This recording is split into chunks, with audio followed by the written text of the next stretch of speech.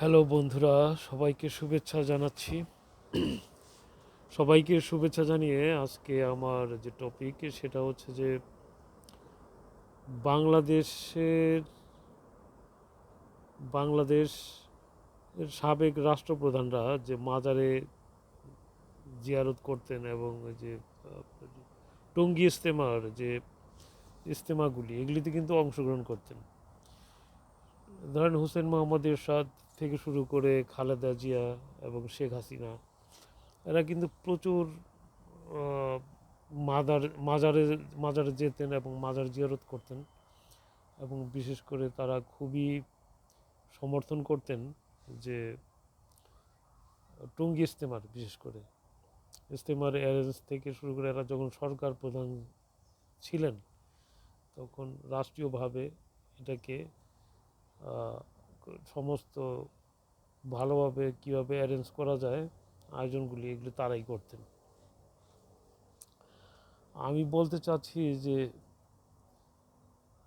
এই যে আপনার শাহজালাল শাহপরানের মাজার তারা যে যাইতেন, শেখ হাসিনা বলেন, এরশাদ বলেন, বেগম খালেদা জিয়া, ওনারা কিন্তু নির্বাচন হওয়ার আগেও যাইতেন, আবার পাশ করার পরে ফেল করানোরা যাইতেন না, কিন্তু যে পাশ করতো সে কিন্তু যাইতেন, এটা আমার মনে আছে। তো শেখ হাসিনা তো অনেকবার গেছে হজরত শাহজালালের মাজার, হজরত শাহপরানের মাজারে। তো ওনারা এত পীরাউলিয়ার দরবারে এত গেলেন, তো তারপরে ওনার নামে আবার জিয়া ইন্টারন্যাশনাল এয়ারপোর্টের নাম চেঞ্জ করে দিলেন, নাম রাইখা দিলেন হজরত শাহজালাল ইন্টারন্যাশনাল এয়ারপোর্ট। অথচ হজরত শাহজালাল কিন্তু বাঙালি না। হ্যাঁ, এটা কত বড় মানে মর্ম পীড়াদায়ক বিষয় বাঙালিদের জন্য যে জিয়াউর রহমানের এই এয়ারপোর্টটা প্রথম মানে মোটামুটি উনি চালু করলেন। হ্যাঁ, যাই হোক, ওনার নামে এটা ছিল, উনি মুক্তিযুদ্ধের সর্বাধিনায়ক। সমস্যা কোথায়? ওই যে রেষারেষি। হ্যাঁ, মানে শেখ হাসিনা জিয়াউর রহমানের নাম রাখবে না, আবার বিএনপি আসলে আবার বঙ্গবন্ধুর নামও রাখবে না। হ্যাঁ, তো এইগুলো করে আমাদের জাতি যে আজকে বিভাজন, আমরা জাতি, বাঙালি জাতি কিন্তু আমরা আজ ঐক্যমতে নাই, অনেক ভাগে। ইসলামী দলগুলি হিসাব করতে গেলে 154টা না কত নাকি আছে, টোটালি আমার কাছে সম্পূর্ণ তথ্য নাই। তো যাই হোক, এখন ইসলামিক দলগুলি আপনি কোনটাকে সঠিক ইসলামিক দল বলবেন, আর ইসলামিক দলগুলি কেন এক হইতে পারতেছে না? আবার কাউকে যদি জিজ্ঞেস করেন যে পৃথিবীতে মুসলমান কতজন আছে, তাইলে কিন্তু আবার বলবে যে 150 কোটি আছে, 250 কোটি আছে, এরকম। হ্যাঁ, কিন্তু দেখেন আমাদের দেশে যে যে 85%, 90% এরকম মুসলিম বলে, এর মধ্যে আবার এত ভাগ। হ্যাঁ, তারপরে আরও ভাগ আছে, ওগুলো হয়তো আমরা জানি না। হ্যাঁ, তো এত বিভাজন হইলে ধরেন যে যারা ধর্মীয় রাষ্ট্র কায়েম করতে চায়, যারা ধর্মীয়ভাবে যারা রাষ্ট্র ক্ষমতায় আসতে চান, তারা কিভাবে আসবে আপনি বলেন? এত বিভাজন যদি থাকে, মানে সে তার শত্রু। হুম, সবাই শত্রু, মানে দাড়িওয়ালা দাড়ি টুপিওয়ালার সবাই সবাই শত্রু, এরকম অবস্থা। আর এখানে যারা ধর্মীয় রাজনীতিতে অতটা আগ্রহ করে না কিংবা পছন্দ করে না, ওনারা তাহলে কী ভাববে? ওনাদেরকে তো আনা যাবে না। হুম, যেই কারণে দেখা যাচ্ছে যে আমাদের দেশে মুসলমানদের সংখ্যা বেশি হলেও রাষ্ট্রীয়ভাবে কিন্তু তারা যে ক্ষমতায় আসবে এই ধরনের কিন্তু সম্ভাবনা তেমন একটা নাই, নাই বললে চলে। তো এবার আসেন জামায়াতে ইসলামী। জামায়াতে ইসলামী তো জোট করে অনেক বছর বাংলাদেশের শাসনের দলের সাথে থাকলো, কিন্তু এককভাবে কিন্তু তারা কোনো দিন আসতে পারে নাই, আসার কোনো সম্ভাবনাও নেই। তো এটার মূল কারণ হইতেছে যে তারা কিন্তু বাংলাদেশ স্বাধীনতার সময় তারা স্বাধীনতার বিরোধিতা করেছেন। এই বিরোধিতার ভূমিকার জন্য তারা কিন্তু জাতির কাছে যে একবার ক্ষমা চাইতে হয় সেটা কিন্তু তারা চায়নি। আর জামাত ইসলামের চ্যানেল হচ্ছে যে এমন না যে শুধু বাংলাদেশেই প্রতিষ্ঠিত জামায়াত ইসলাম, তা কিন্তু না। জামায়াতে ইসলাম 56টা দেশে মুসলিম রাষ্ট্রে আছে এবং এটা একটা ওয়ার্ল্ড ওয়াইজ একটা সংগঠন।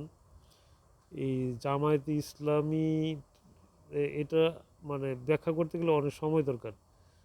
হ্যাঁ, তারপরে আসেন এবার ইজতেমা। ইজতেমার ইতিহাস এটা জানা দরকার মুসলমানদের এবং সেইভাবে পালন করা দরকার। কিন্তু ইজতেমাটা এমন না যে সাহাবার সাহাবার আমলে কিংবা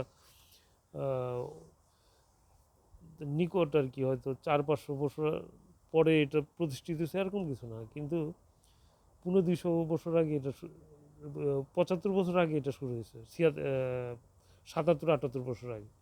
তো যাই হোক, 75 থেকে 80 বছর আগে। এখন এই 80 বছর আগে যে শুরু হইলো, হ্যাঁ, তো এটা তো কোনো ইসলামের কোনো অনুমোদন আছে? অথচ দেখেন এরা এটাকে সারা পৃথিবীর থেকে বক্তা এনে বক্তৃতা করায়, সারা বাংলাদেশ থেকে মানুষ সেখানে জড়ো হয়, তারা মোনাজাত করে, আখেরি মোনাজাত।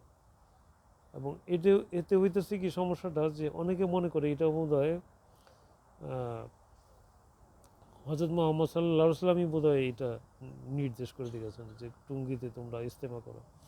আসলে কিন্তু বিষয়টা তা না। এবং এর অনেকে আবার করে কি মূর্খতাবশত এটাকে হজের সাথেও তুলনা করে। এটা হলো বড় সমস্যা। হ্যাঁ, মানে ভালোর জায়গায় খারাপ হয়ে যায়। কিন্তু সেই বিষয়গুলো কিন্তু তারা ইজতেমায় যারা বক্তৃতা রাখেন তারা কিন্তু এই কথাগুলি বলেন না। তারা কিন্তু বললে এই সমস্যাটা থাকে না। আচ্ছা, এবার গেল। এবার আসেন এবার মাজার। হযরত শাহজালাল শাহপরানের মাজারে আমার যতদূর স্মরণ পড়ে যে হুসাইন মোহাম্মদ এরশাদ যখন ক্ষমতায় ছিলেন, ক্ষমতার আগে পরে অনেকবার উনি সমস্ত উলিয়া আল্লাহদের মাজারে উনি যাইতেন। তো আটরশিও উনি প্রতিষ্ঠা করছেন। আটরশিতে উনি আর কি সবচেয়ে টপে উঠে দিয়েছেন একমাত্র হুসেন মোহাম্মদ এরশাদ। তারপর আপনার সায়দাবাদের হুজুর, এরকম অনেক হুজুর এবং মাজার আছে যেগুলোর এরশাদ সাহেব এগুলিকে উৎসাহিত করতেন। তো উৎসাহিত করে তো ওনাদের রুহানি যে ফয়েজ সেটা তো উনি লাভ করতে পারেনি। রুহানি দোয়া তো পান নাই। সারা জীবন শেখ হাসিনার কে হুজুর হুজুর করে জেল খেটে, হ্যাঁ, মৃত্যুর আগ পর্যন্ত মানুষের সাথে ওনার একটা বিরাট একটা দূরত্ব ছিল। তাহলে এই অলিয়া আল্লাহদের দোয়া তার কাজে লাগে নাই। হ্যাঁ, তারপর আছেন এইবার খালেদা জিয়া। খালেদা জিয়া যখন ক্ষমতা আসলেন আগে পরে উনি অনেকবার অনেক মাজারে গেছেন। এই শাহপরান শাহজালাল মাজারে উনি ঘন ঘন যাইতেন। উনিও দীর্ঘদিন জেল খাটলেন। শেখ হাসিনার তাকে জেল খাটাইলো। হ্যাঁ, যেভাবে হোক। তো এখানে দেখা যাইতেছে যে উনারে উলি আল্লাদের যে দোয়া সেটা কিন্তু ওনারা পান নাই, উনি পান নাই। তারপরে আসেন এবার শেখ হাসিনা। শেখ হাসিনা তো অনেকবার গেছে, এটা তো বললাম একটু আগে। উনি শাহপরান শাহজালালের মাজারের খুবই ভক্ত ছিলেন মনে হয়। নির্বাচনের আগেও যাইতেন দোয়া চাওয়ার জন্য, পাশ করার পরেও যাইতেন। কিন্তু ইদানিং কয়েকবার মনে যায় নাই, যে 18 কিংবা 24-এ মনে হয় দেখা যায়নি। কারণ হলো কি, মনে দোয়ার প্রয়োজন পড়ে নাই আর কি। হ্যাঁ, মানে উনি যে মাজারে দোয়া চাইবেন উনি বুঝতে পারছেন যে এবার দোয়া ছাড়াই আমি পাশ করতে পারবো। যাই হোক, 18 সন 24 সন দোয়া ছাড়াই ইনশাল্লাহ মাশাল্লাহ উনি পাশ করছেন। তারপরে তো শেষের যে অবস্থা হলো যে গত 5ই আগস্ট উনি যে হঠাৎ করে একটা ছাত্র আন্দোলনের মধ্যে অ্যাটাক হয়ে মানে কি করবেন না করবেন দিশা না পেয়ে উনি গণহত্যা চালায় টিকতে পারলেন না। আহ, এক আওয়ামী লীগের লোক আমাকে বলছে যে কি বলে সেনাবাহিনী তো ওনার আত্মীয় লাগে, সেনাবাহিনীর প্রধান উনি তো আসলে বিশ্বাসঘাতকতা করছে। তো আমি বললাম যে বিশ্বাসঘাতকতা না, উনি তো বুঝতে পারছেন, উনি তো জ্ঞানী লোক, যে এই যে 30,000 লোক, 2,000 লোক নিহত হলো, 30,000 লোক আহত হলো, এরপরে আর কি বাকি থাকে? নিজের দেশের মানুষ একটা আন্দোলন করতে গিয়ে তারা হত্যার শিকার হয়েছে। যদি সেনাবাহিনীর প্রধান আরও মারতেন, তারপরে রেজাল্টটা কী হতো? তখন তো সেনা প্রধানকেও পালাইতে হতো। পাবলিকের সাথে কোনোদিন সেনাবাহিনী হোক পুলিশ হোক এটা কেউ পারে? পাবলিক যখন খেপে যায় তখন পারে না। যেমন আমরা বাংলাদেশ যখন স্বাধীন করছি তখন কি প্রতিটি বাঙালি মানুষের রক্তে রক্ত টকবক করত, তখন তারা মৃত্যুকে তুচ্ছ মনে করত। একবার মানুষ যদি মৃত্যুকে তুচ্ছ মনে করে তার কাছে আর কোনো কঠিন কোনো কিছু থাকে না। সে অত্যন্ত জ্ঞানী লোক, ওয়াকরুজ্জামান সাহেব, ওনাকে আমি শ্রদ্ধা করি, সম্মান জানাই, সেলুট জানাই। উনি খুব ভালো সিদ্ধান্ত নিয়েছেন, সঠিক সিদ্ধান্ত নিয়েছেন। যাই হোক, যেই কারণে বাংলাদেশে এখনও স্থিতিশীল এবং সঠিক পথে আছে এবং ভালোভাবে চলছে। এবং যারা অন্তর্বর্তী সরকারের সদস্য হয়ে কাজ করতেছেন, উপদেষ্টা হয়ে কাজ করতেছেন, ওনারা খুবই ভালোভাবে কাজ করতেছে, তাদের প্রশংসা আমরা করি। আমি জাস্ট আপনাদেরকে বোঝাতে চাইলাম যে শেখ হাসিনা, শামীম ওসমান, এরা যত যাই, এরা এখন ইন্ডিয়াতে যে অলি আল্লাহর দরবারে ঘুরতেছে, দরবারে যেতেছে, আবার বিভিন্ন অন্যান্য মিডল ইস্টের বড় বড় বুজুর্গের কবরে যাইতেছেন, দরবারে যাইতেছেন, মাজারে যাইতেছেন। কিন্তু এতে কি লাভ হবে? তারা কি দোয়া করবে একটা একটা নীতিভ্রষ্ট লোককে, একজন অনৈতিক লোককে, আল্লাহর অলিদের দোয়া করার জন্য কি খুব ঠেকা পড়ে গেছে কিনা এটা আমি চিন্তা করি।